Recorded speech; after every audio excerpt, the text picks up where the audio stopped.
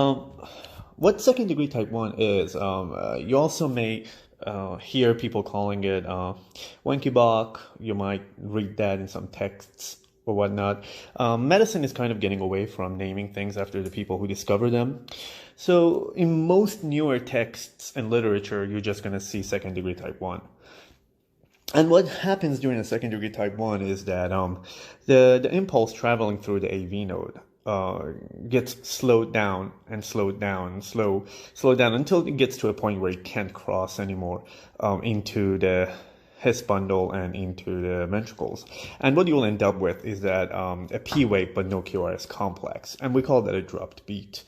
Now, as a result of this, while you're looking at your strip, what you'll see is going to be prolongation of the PR interval till, like I said, till the beat drops.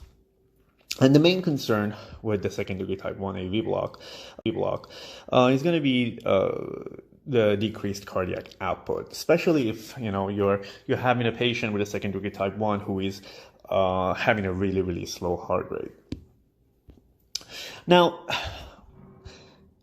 let's look at this image right over here, and what A, B, and C are here presenting here is that let's say these are 3 consecutive impulses coming from the SA node, and over here you have a picture of the AV node, and then so we know that this area, the compact zone of the AV node, is where the conduction is slowed down, and then the star over here is representing the trigger zone. So what happens is that once this impulse A comes from the SA node and down the internodal pathways and hits the AV node, it does what it normally should do. It slows down, hits the trigger zone, and then fires down the His bundle and into the ventricles. And what you will end up with is going to be a P wave and a QRS complex, like you should. Now, in this image, what happens is that you have impulse B coming right after impulse A.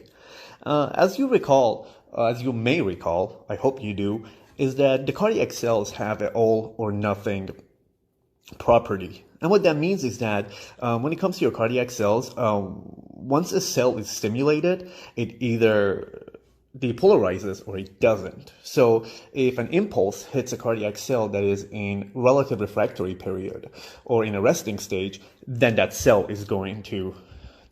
cardiac cell is going to depolarize. If it's in an absolute refractory period, then it is not going to. So what happens during in a normal heart, for a normal person that doesn't have an AV block, is that 99% of the AV node cells are basically sharing the same threshold. So what happens is that once an impulse hits them, they depolarize, they give you a QRS complex, right? They allow the impulse to travel down the His bundle and into the ventricles to give you a QRS complex.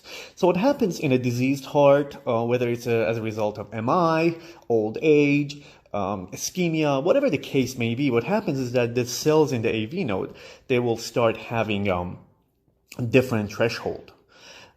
So they don't all depolarize and repolarize at the same time. So once that impulse A in the last image came and hit the area, it depolarized some of the cells that were in this area, and the impulse traveled. Now, what happens is that once impulse B hits the AV node, some of these cells have already depolarized.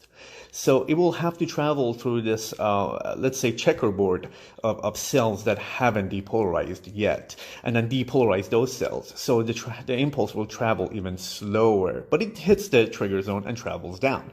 So what you will have is a P wave and then a prolonged PR interval, because the impulse is traveling even slower. Now, if we go to the next image where the impulse C hits, well, there are no more cells left to depolarize. They're all in absolute refractory period, and they're not ready to repolarize. So what happens is that the impulse hits this area and comes to a complete halt and never makes it to the trigger zone to travel down the His bundle. So what happens is impulse C hits. So here's your impulse A, P, normal PR interval, QRS complex. Here's your impulse B.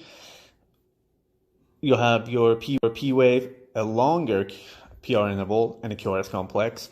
And then what happens is that once the impulse C hits, you will not have a QRS complex with that because the impulse never traveled down the His bundle, and that's where your dropped beat will be. I wanted to put this picture in here to kind of show you that.